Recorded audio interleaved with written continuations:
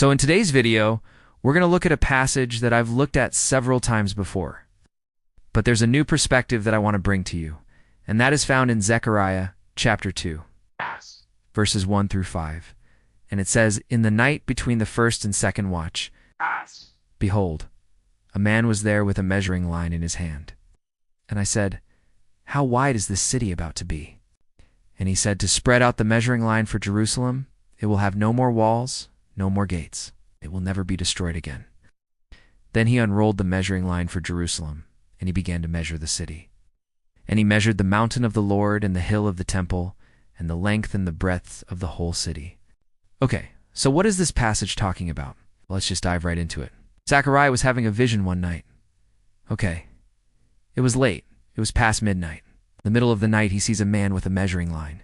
Okay, so he's very curious. He's like, "Hey, what's going on here? What are you doing?" The guy says, "Hey, I am sent from God to measure Jerusalem."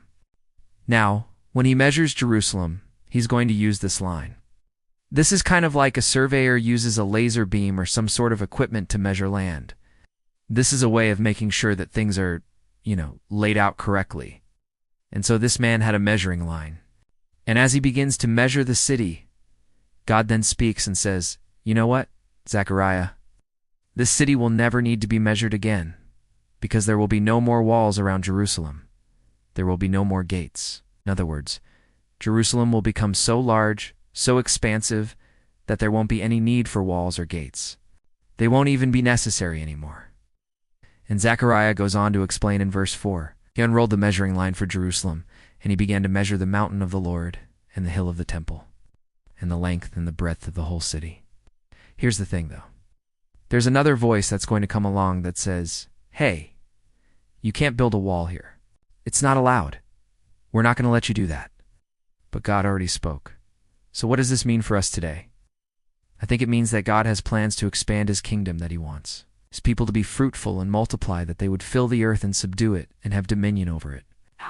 That they would take hold of the cities of the world and that their impact would be felt everywhere. Sometimes we limit God by saying, we can't do that. That's not going to work.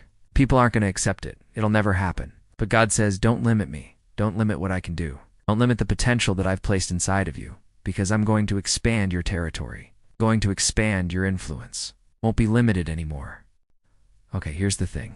There's something stirring in the spirit realm right now. There's something moving in the presence of the Lord that is about to break forth in your life in a very powerful way.